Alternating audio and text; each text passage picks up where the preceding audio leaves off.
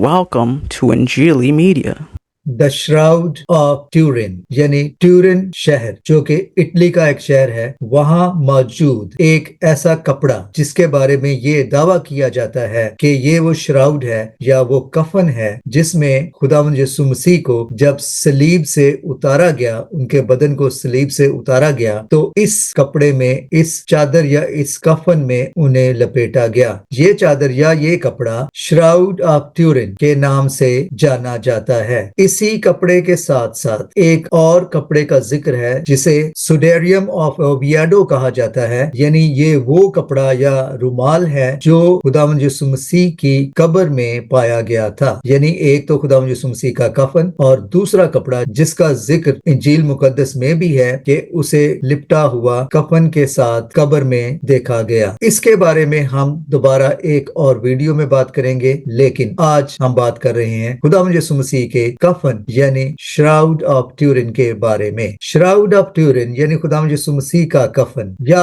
जिसे कफन माना जाता है, ये मौजूद है इटली के शहर ट्यूरिन में वाक़या कैथीड्रल ऑफ सेंट जियोवानी बातिस्ता के चैपल ऑफ द होली में। अब ये चादर या ये कपड़ा या जिसे खुदावंद यीशु मसीह का कफन माना जाता है, इसकी इतनी अहमियत क्यों है और ये किन बुनियादों पर माना जाता है कि ये हकीकतन वही कफन है, वही कपड़ा है जिसमें खुदावंद यीशु मसीह की लाश को लपेटकर कब्र में रखा गया। इस कपड़े पर कई सालों से बहुत ज्यादा तहकीक होती आई है। कई बार इस तहकीक को सरासर रद्द कर दिया गया और कई बार इस पर बहुत ज्यादा बहस मुबाहसा भी हुआ। सबसे पहले जब इस पे बहुत ज्यादा तहकीक हुई और इसे रद्द कर दिया गया, वो 1988 का वाकया है जब साइंसदानों ने इस पर बड़ी गहरी तहकीक की, लेकिन अपनी तहकीक के बाद इसे एक जाली और फोर्जरी करार देकर एक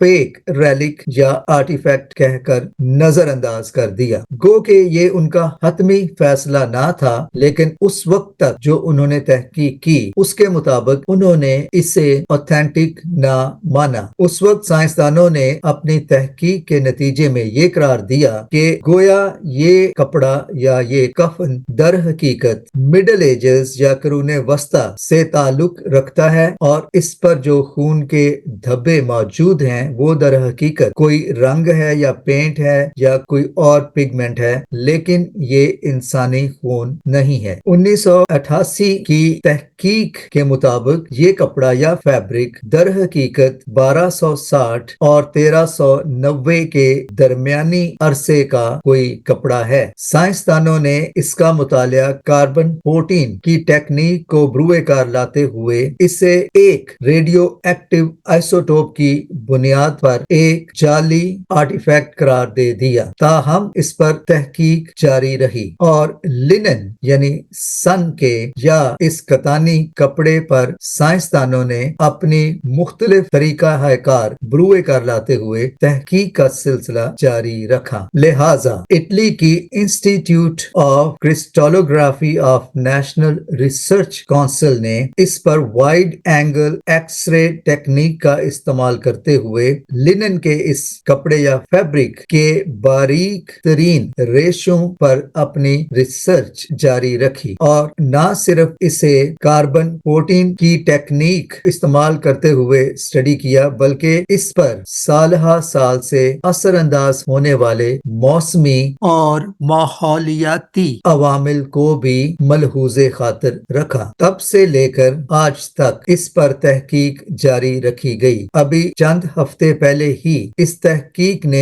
एक और रुख इख्तियार किया और वो स्केप्टिक यानी कि वो लोग जो इसे जाली करार देते आए थे, नई तहकीक की बुनियाद पर उन्हें भी इसे दोबारा यानी रिकंसिडर करना पड़ा कि क्या ये वाकई वही कपड़ा है, वही कफन है, वही फैब्रिक है, लिनन है जिसमें खुदावंद यीशु मसीह की लाश को सलीब से उतार कर कब्र में रखा गया। तो हालिया तहकीक इसको सही और ऑथेंटिक करार देने के बहुत ज्यादा करीब आ चुकी है, बल्कि दावा यही किया जा रहा है कि ये कपड़ा हकीकतन वही कफन है जिसमें खुदावंद यीशु मसीह को लपेट कर कब्र में रखा गया। वो साइंसदान या रिसर्चर जिन्होंने इस पे बड़ी गहरी तहकीक की, उनमें डॉक्टर लिबर्टो डी कारो ने अपनी तहकीक में दलाइल के साथ 1988 की कार्बन 14 डेटिंग के प्रोसेस को चैलेंज करते हुए डिबंक किया और कहा कि बहुत सी चीजें हैं जो उस वक्त की तहकीक ने मद्देनजर नहीं रखी थी। मसलन 1532 में चैपल में लगने वाली आग जो कार्बन 14 के प्रोसेस के जरिए इस फैब्रिक की एक्यूरेट डेट या एज को डिटरमिन करने पर असरअंदाज हुई। अब साइंसदान इस नई तहकीक के बाद इस नतीजे पर क्यों कर पहुंचे? सबसे पहली बात तो ये है कि उन्होंने इसी तरह का कपड़ा लेकर करूने वस्ता यानी कि मिडिल एजेस के कदीम कपड़ों को लेकर उनका मुतालिया किया और उनमें से ही एक कपड़ा लेकर उन्होंने इस पर रंग जो कि खून नहीं था और पेंट या दीगर पिगमेंट के साथ तजर्बा किया और देखने की कोशिश की कि क्या इसी तरह का एक और सैंपल तैयार किया जा सकता है ताकि देखा जाए कि अगर ये जाली है तो इसी तरह की जालसाजी दोबारा भी की जा सकती है। लेकिन जब उन्होंने ये तजर्बा किया तो उन्होंने देखा कि इस कपड़े पर मौजूद जो खून के धब्बे हैं और उनका जो तजर्बा है उसमें बहुत ज्यादा फर्क है। बाद में उस खून को लेकर उसका बड़ा गहराई में मुतालिया किया गया ताकि देखा जाए कि दर हकीकत ये खून ही है या कि पेंट है या कोई और रंग या पिगमेंट इस्तेमाल हुई है। बाद की तहकीक ने यह साबित किया कि फैब्रिक पर मौजूद धब्बे दर हकीकत इंसानी खून के ही हैं और फिर इस पर इतनी गहराई में तहकीक की गई कि कपड़े के एक एक रेशे पे जो खून रिस चुका था उसका एनालिसिस किया गया और बाद में ये पाया गया कि ये दर हकीकत इंसानी खून ही है। इस तमाम मौजू पर अगर आप बड़ी गहराई में स्टडी करना चाहते हैं तो आप बैरी एम श्वर्ट्ज जो कि एक यहूदी रिसर्चर थे उनकी तहकीक का मुतालिया जरूर करें। इसके अलावा डॉक्टर एडलर ने भी इस पे बहुत ज्यादा तहकीक की है और दोनों की तहकीक ने इस कपड़े पर मौजूद खून का गहराई में मुतालिया किया और उसका एनालिसिस किया। अब जब इस कपड़े का मुतालिया किया गया तो देखा गया कि इस पर कुल 372 जख्मों के निशान पाए गए। अब सवाल ये पैदा होता है कि इस कपड़े पर जख्मों के निशानों का अक्स कैसे कैप्चर हो गया। बाइबल मुकद्दस से इंजील मुकद्दस से हमें मालूम होता है कि जब खुदावंद यीशु मसीह जिंदा हुए तो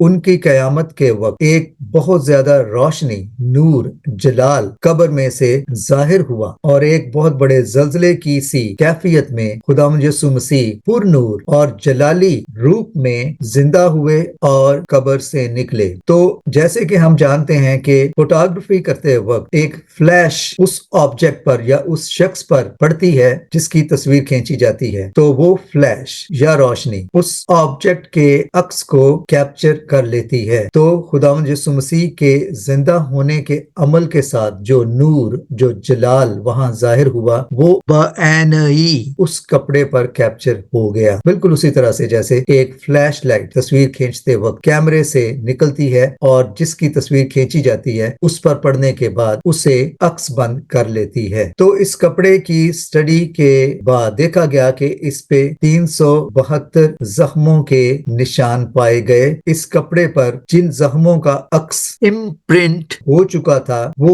ये जाहिर कर रहे थे कि जिस शख्स को इसमें लपेटा गया उसके सर पर गोया जख्मों के निशान थे और वो ऐसे निशान थे जैसे सुराखें होती हैं। तहकीक करने वाले इस नतीजे पर पहुंचे कि ये लामहाला वही जख्म है जो कांटों का ताज खुदावंद यीशु मसीह के सर पर रखे जाने के सबब से बने। इसके अलावा जहां लाश को लपेटा गया तो उस कपड़े पर जहां पसली के जख्म नजर आ सकते थे वहां एक ऐसा जख्म देखा गया जो गोया گویا کہ ایک نیزے کے بلیڈ کی گہرائی کا تھا۔ اس کپڑے میں لپٹے ہوئے شخص کی کمر پر کوڑوں کی ضربوں کے نشانات کا عکس بھی کیپچر ہوا نظر آیا۔ اس کے علاوہ کندھے کی طرف ایک نشان ظاہر ہوتا ہے جس سے یہ معلوم پڑتا ہے کہ اس شخص نے کوئی بھاری آبجیکٹ اپنے کندھوں پر اٹھایا، جس کی وجہ سے کندھے کی طرف ایک گہرا دھبا یا نشان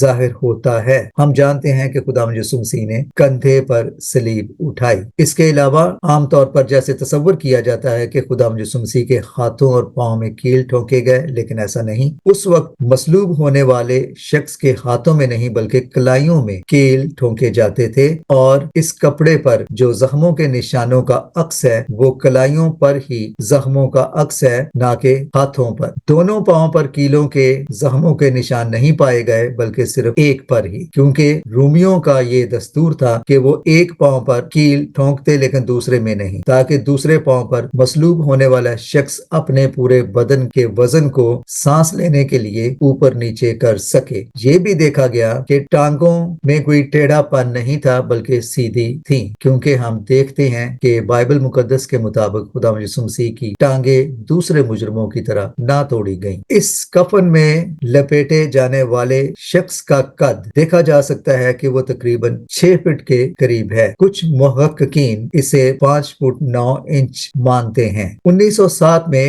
اس کپڑے پہ لگے ہوئے خون کے دھبوں کا گہرائی میں مطالعہ کیا گیا اور پایا گیا کہ اس کفن میں لپیٹے ہوئے شخص کا بلڈ گروپ اے بی ہے۔ اے بی بلڈ گروپ نہایت ہی ریئر اور یونیک ہے۔ ڈاکٹر بیری شوارٹز، جنہوں نے اس پورے پروجیکٹ پر بہت زیادہ محنت کی، بہت زیادہ گہرائی میں اسٹڈی کی، کیونکہ وہ پہلے فوٹوگرافر تھے جنہیں اجازت دی گئی کہ وہ اس شراؤڈ کی تصویر اتار سکیں۔ انہوں نے نہ صرف اس کی تصویر لی بلکہ بعد میں اس پہ بہت گہرائی میں مطالعہ بھی کیا۔ گو کہ وہ خود یہودی تھے، لیکن انہوں نے اپنی زندگی کم و بیش صرف اسی ایک پروجیکٹ پر وقف کر دی۔ اپنے ایک انٹرویو میں وہ کہتے ہیں کہ جب وہ خون کے سیمپل کو لے کر تیل ابیب اسرائیل کی ایک لیبارٹری میں اپنے ہم نسل ہم مذہب یہودی سائنسدانوں کے پاس گئے اور انہوں نے کہا کہ وہ چاہتے ہیں کہ وہ اس خون کا مطالعہ کرے، تو وہاں لیبارٹری والوں نے ان سے یہ پوچھا کہ یہ کس کا خون ہے، تو انہوں نے کہا کہ آپ اس کا مطالعہ کریں۔ تو لیبارٹری میں موجود ریسرچر اور ٹیکنیشینز اور سائنسدانوں نے یہ کہا کہ یہ تو ڈیڈ بلڈ ہے، لیکن ڈاکٹر شوارٹز نے ان سے منت کی درخواست کی کہ جو بھی ہے آپ اس کا انالیسس کریں اور میرے سامنے کریں۔ ڈاکٹر بیری بتاتے ہیں کہ جب بلڈ کا انالیسس کیا گیا تو انہوں نے دیکھا کہ اس میں 24 کروموزومز ہیں اور یہ ڈیڈ بلڈ نہیں، یہ ابھی تک لائیو بلڈ ہے۔ اسی وجہ سے وہ اس کا انالیسس کر پائے۔ اور یہاں یہ بات بھی بہت ضروری ہے کہ عام طور پر مرد اور خاتون کے 23+23 کروموزوم سے ہی 46 کروموزوم سے ایک نئی زندگی کا آغاز ہوتا ہے، لیکن یہاں کروموزومز کی تعداد 24 پائی گئی، گویا کہ 23 کروموزومز خداوند یسوع مسیح کی زمینی ماں مریم کی طرف سے، لیکن مرد کے 23 کروموزومز نہ تھے بلکہ صرف ایک میل کروموزوم تھا۔ تو یہ ایک نہایت ہی مسٹیریس چیز تھی جو وہاں کے سائنسدان نہ سمجھ پائے، اور انہوں نے ڈاکٹر بیری شوارٹز سے یہ پوچھا کہ یہ کس کا خون ہے۔ ڈاکٹر بیری بڑے ہی جذباتی انداز میں جواب دیتے ہیں، یہ آپ کے مسیح کا خون ہے جسے آپ نے رد کر دیا۔ جتنی گہرائی میں شراؤڈ آف ٹیورن کا مطالعہ کیا گیا ہے، اتنی گہرائی میں آج تک اس دنیا میں اس زمین پر کسی بھی آبجیکٹ کا مطالعہ نہیں کیا گیا۔ اس کپڑے کے ایک ایک ریشے کا گہرائی میں نہایت ہی عمیق اور جدید کٹنگ ایج ٹیکنالوجی کو استعمال کرتے ہوئے اس کا انالیسس کیا گیا ہے، اور جو دیکھا گیا ہے وہ سائنسدانوں کی سمجھ سے باہر ہے، لہٰذا ان کے پاس اسے ایک نہایت ہی عجیب و غریب اور پیچیدہ اور مسٹیریس پر اسرار کپڑے کے طور پر دیکھا جاتا ہے، اور باوجود بہت زیادہ تحقیق کے اور بہت زیادہ ریسرچ اور انالیسس کے وہ اسے کلی طور پر رد نہیں کر سکے، نہ تو وہ اس کی کوئی ایکسپلینیشن دے سکے ہیں اور نہ ہی وہ اسے مکمل طور پر ریفیوٹ کر سکے ہیں۔ یہ کپڑا کیا حقیقت میں خداوند یسوع مسیح کا کفن ہی ہے؟ اس سے کوئی فرق نہیں پڑتا کہ اس کپڑے کی یا اس کفن کی کیا حقیقت ہے، کیونکہ حقیقت یہ ہے کہ معجزہ اس کپڑے میں نہیں، معجزہ خداوند یسوع مسیح مسیح کا مردوں میں سے زندہ ہونے میں ہے، کیونکہ مسیحیت کا ثبوت انجیل مقدس ہے، اور انجیل مقدس کی معجزانہ قوت ہے جس نے پوری دنیا کو بدل کر رکھ دیا۔ شراؤڈ آف ٹیورن یا خداوند یسوع مسیح کا کفن کس حد تک حقیقی ہے، اس سے کچھ فرق نہیں پڑتا۔ پھر بھی آج تک کی تحقیق نے یہی ثابت کیا ہے کہ شراؤڈ آف ٹیورن خداوند یسوع مسیح کا ہی کفن ہے، اور اس پہ لگے ہوئے زخموں کے نشانات کا جو عکس ہے وہ کسی اور کی طرف نہیں بلکہ خداوند یسوع مسیح کی صلیبی موت ہی کی طرف اشارہ کرتا ہے۔ لیکن پھر بھی خداوند یسوع مسیح کی صلیبی موت اور ان کی ریزوریکشن کے لیے ضروری نہیں کہ ہم کسی بھی آبجیکٹ کی موجودگی کا سہارا لیں، کیونکہ خداوند یسوع مسیح قبر میں سے زندہ ہو کر نکلے، انہوں نے موت پر فتح پائی، اور ان کی ریزوریکشن میں ہی ہمیں ہماری ابدی زندگی اور ہماری ریزوریکشن کی امید اور وعدہ ملتا ہے۔ خداوند یسوع مسیح کا مقدس اور جلالی اور بابرکت نام ہمیشہ تک مبارک رہے۔